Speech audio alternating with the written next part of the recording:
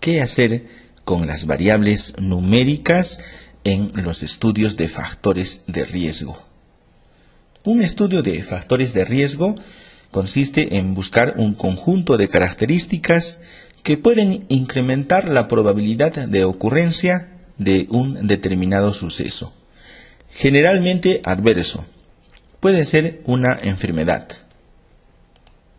A este conjunto de características se les denomina factores de riesgo y su participación desde el punto de vista probabilístico es idéntica. Por eso, en su conjunto se le conoce como una sola variable de interés. Nuestra segunda variable de interés es la variable de estudio, variable respuesta o también variable dependiente. Por supuesto, el objetivo es conocer si existe relación entre cada una de las condiciones que se agrupan dentro de los factores de riesgo respecto de nuestra variable de estudio. Esto lo podemos hacer de una manera muy sencilla, realizando una prueba estadística como chi cuadrado. Incluso podemos cuantificar la magnitud de la asociación mediante la estimación del OR. Enseguida se nos viene a la mente el diseño de los casos y controles. Y esto es muy fácil de realizar, sobre todo cuando nuestras variables son categóricas, y mejor aún si son dicotómicas. Pero ¿qué sucede cuando nuestras variables englobadas en el conjunto de factores de riesgo no son categóricas? Por supuesto, la variable de estudio siempre tendrá que ser categórica porque nos encontramos hablando de regresiones logísticas. Vamos a poner un ejemplo para enmarcar mejor esta idea. Vamos a suponer que queremos hallar los factores de riesgo para la diabetes y estamos planteando que la edad es un factor de riesgo, también los triglicéridos, el índice de masa corporal como un indicador del estado nutricional y también la actividad física medida por el índice de actividad física.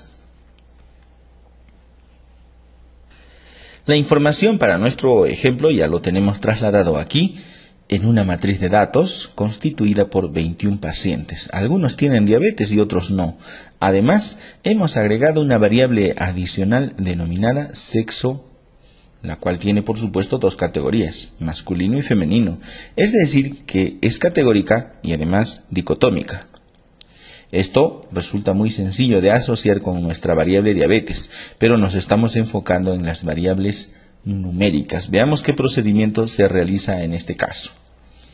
Por supuesto, algunos estarían tentados en categorizar y dicotomizar como pudiesen estas variables numéricas. Algunos hacen esto, ordenan la variable numérica, buscan el punto central y dicen más de 50 años y menos de 50 años. Pero, ¿qué pasaría si el punto de corte no es en 50, sino en 40? Más de 40 y menos de 40. Tendríamos que estar probando cada uno de los puntos de corte para asociarlo con nuestra variable diabetes. Esto es demasiado tedioso, y más aún si al final no encontramos asociación entre la edad y la diabetes. Por tanto, vamos a realizar el procedimiento de una de las regresiones logísticas. Vamos a analizar regresión logística binaria. Binaria porque la diabetes es una variable dicotómica, es una variable de dos opciones o dos valores finales. La diabetes la trasladamos a dependientes y el resto de nuestras variables las trasladamos como covariables. Vamos a identificar aquí que una de nuestras variables es categórica.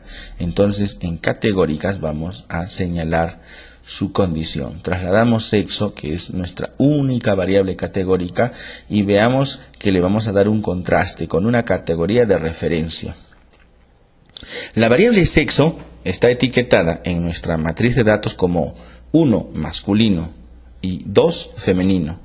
¿Cuál de estos dos géneros es aquel que tendría mayor probabilidad de enfermar de diabetes?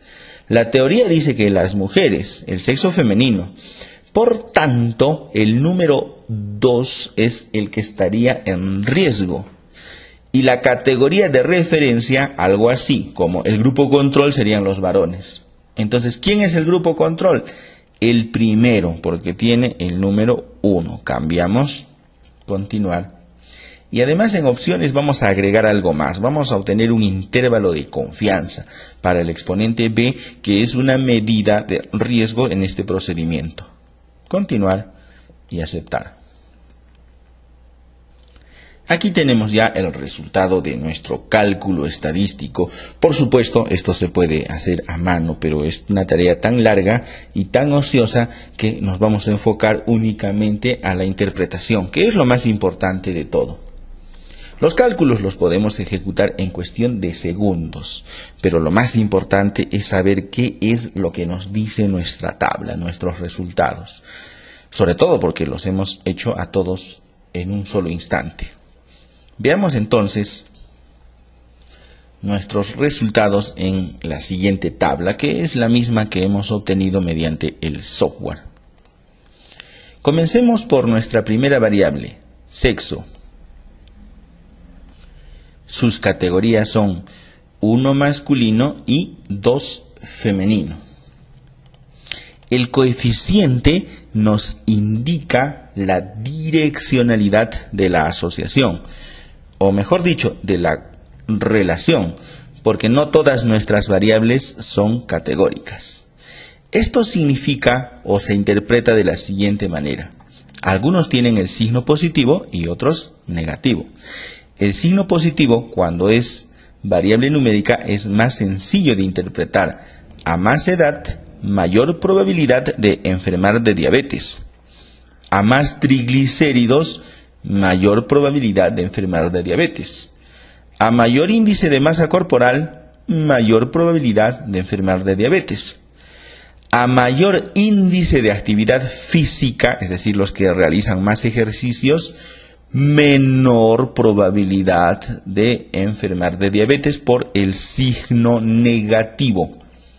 Entonces esto es, a más actividad física, menos probabilidad de enfermar de diabetes. ¿Cómo se leería esto en sexo? Recordemos que la variable o la categoría de análisis es femenino y el grupo de referencia es masculino. Entonces esto se lee de la siguiente manera: que el sexo femenino tiene mayor riesgo de enfermar de diabetes. Si el signo nos hubiera resultado negativo, diríamos que el sexo femenino tiene menos riesgo de enfermar de diabetes. Por eso es importante buscar o colocar el grupo de referencia, que en este caso era el grupo masculino, porque el grupo de análisis era el grupo femenino. Y esto lo hicimos cuando seleccionamos aquí en nuestro cuadro de diálogo categóricas y le pusimos que la categoría de referencia, el grupo control, si se quiere, es el primero, o sea, los masculinos. Este es el error típico para este estadístico, pero lo que a nosotros más nos interesa, además de obtener un chi cuadrado de igual, y conocer los grados de libertad, que es 1, porque sexo tiene 2 categorías y diabetes también, es el valor de la significancia, más conocido como p-valor. A nosotros nos interesa que esto esté por debajo del alfa planteado originalmente. Y como convencionalmente siempre trabajamos con 5%, pues este valor se encuentra por debajo del 5% y diríamos que es significativo. Por tanto, el sexo femenino es un factor de riesgo para enfermar de diabetes. Ahora la pregunta es, ¿cuánto más riesgo tienen las mujeres de enfermar de diabetes respecto de los varones?